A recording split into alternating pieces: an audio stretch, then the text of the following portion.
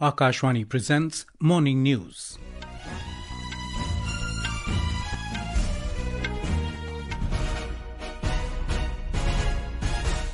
Good morning, I'm Sunil Verma. The headlines. India and Germany voice deep concern over ongoing conflict in Ukraine and its severe humanitarian impact. Joint statement says, threat of nuclear weapons unacceptable. President Droupadi Murmu asserts artificial intelligence will open up opportunities for youth in many sectors. Calls upon higher education institutions to prioritize low-cost solutions to local problems. Chief Justice of India DY Chandrachud calls for greater participation of women in workplace, including Judiciary. Northern Railway to run 195 special trains from today in view of upcoming festivals. Tensions escalate in West Asia as Israel conducts strikes on military targets in Iran. And in cricket, New Zealand to resume their second innings at overnight score of 198 for 5 against India on day 3 of Pune Test this morning. India and Germany have expressed their deepest concern over the war raging in Ukraine, including its terrible and tragic humanitarian consequences. In the joint statement following the 7th India-Germany intergovernmental consultations in New Delhi yesterday, Prime Minister Narendra Modi and German Chancellor Olaf Scholz reiterated the need for a comprehensive, just and lasting peace in line with international law. They emphasized that the use or threat of use of nuclear weapons in the conflict is unacceptable. They stressed the significance of adhering to international law as enshrined in the UN Charter. In the joint statement, the two leaders also strongly condemned terrorism and violent extremism in all forms. India and Germany stressed the importance of the Indo-Pacific for prosperity and security, as well as for addressing global challenges. With a view to deepening cooperation in the Indo-Pacific, Germany will permanently deploy a liaison officer in the Information Fusion Center, Indian Ocean Region, IFCIOR, at Gurugram to monitor the marine traffic in IOR. India and Italy have agreed to enhance cooperation between their agencies to foster a safe and resilient cyberspace. During the inaugural cyber dialogue in New Delhi yesterday, both sides exchanged views on cyber threat landscape and national cyber strategies. The two sides also discussed protection of critical information infrastructure and mechanisms for capacity building initiatives. Both sides also explored collaborative opportunities in multilateral forums, particularly concerning recent developments in the cyber domain at the United Nations. Chief Justice of India, Dr. Justice DY Chandrachud, has called for greater participation of women in the workplace, including Judiciary. In an exclusive interview with Akashvani News, he noted that greater female representation highlights the lived experiences of women, enriching decision-making with diverse perspectives. The Supreme Court has delivered judgments which have contributed to greater inclusion of women in the workspace. I can only mention the judgment which was delivered by the Supreme Court, in the case of the grant of permanent commission to women in the armed forces. Now, as a result of that judgment, you have fighter pilots who are women in the Air Force. You have women who are guarding the borders. You have women who are on the warships today of the Indian Navy. So whether it's the Army, the Navy or the Air Force, the judgments of the Supreme Court are making a real impact on the ground in providing for greater social mobility for women, and in that sense really transforming our society for the better for the future. The Chief Justice highlighted that in the open recruitment examinations for the district judiciary across the country, over 50% of the recruits are women. If women are given an equal opportunity to compete for employment, then the experience is that women succeed like no other segment of our society. So, for instance, in the open recruitment examinations to the district judiciary across India, our statistics indicate that over 50% of the recruits are women. In some states, the recruitment of women at the lowest levels of the judiciary, from where they will rise over a period of time, has extended to 60% or 70%. This indicates that with the spread and growth of women's education in India, more and more women are now entering into the legal profession. The interview was broadcast yesterday on Akashvani. It is available on our YouTube channel, AIR News Official, website news.air.gov.in and other social media platforms. Nomination process ended yesterday for the by-elections to 47 assembly constituencies in different states and for Wayanad parliamentary seat in Kerala. By-polls will be held for 9 assembly seats in Uttar Pradesh, 7 seats in Rajasthan, 6 in West Bengal, 5 seats in Assam, 4 each in Bihar and Punjab, 3 seats in Karnataka and 2 each in Kerala, Madhya Pradesh and Sikkim. Besides, assembly by-polls will also take place for 1 seat each in Chhattisgarh, Gujarat and Meghalaya. Voting at these seats will take place on the 13th of next month. By-elections for the Wayanad parliamentary constituency will also take place on the same day. By-elections to the Nanded Lok Sabha seat in Maharashtra and the Kedarnath assembly seat in Uttarakhand will be held on the 20th of November. Counting of votes will be held on the 23rd of November. A total of 1,609 nomination forms have been received for the first phase of assembly elections in Jharkhand. The filing of nominations ended last evening for the first phase. The Barkatta assembly seat saw the highest number of submissions with 70 forms filed. 43 constituencies will go to polls in this phase on the 13th of November. Scrutiny of nominations will take place on the 28th of October. In Maharashtra, filing of nomination papers is underway for the single-phase assembly polls in the state. Candidates of several parties filed their nominations yesterday. Last day for filing of nominations is the 29th of October.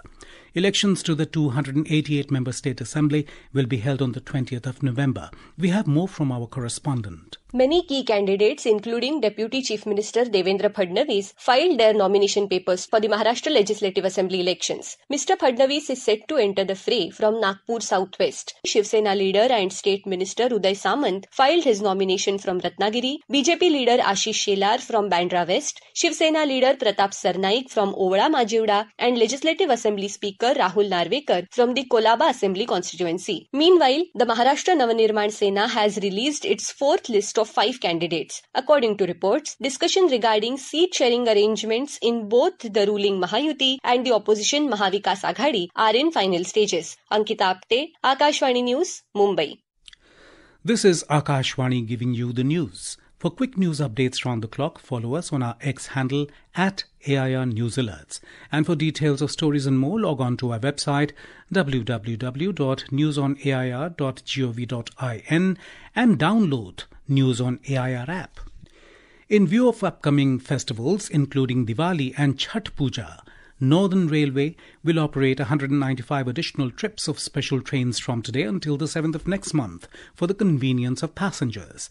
These trains will primarily depart for the eastern regions of the country from New Delhi and Anand Vihar railway stations in the national capital. Talking to Akashvani News, Northern Railway General Manager Ashok Kumar Verma said that more than 170,000 additional seats will be available this year to ensure comfortable travel for passengers. He also mentioned that around 54,000 extra seats have been added for unreserved category travellers on these special trains. He noted that all special trains heading east from New Delhi railway station will operate from platform number 16. हमारे जो 2 सबसे बड़े station हैं नई दिल्ली और आनंद विहार, यहाँ हम लोगों ने पिछले साल के मुकाबले में करीब 2 से 3 गुना एक्स्ट्रा अरेंजमेंट करे हैं। इस बार हम लोगों ने 195 ट्रेनें ऑलरेडी अनाउंस करी हुई हैं, जिनकी बुकिंग हो रही है और उसका हमें बहुत अच्छा रिस्पांस मिल रहा है।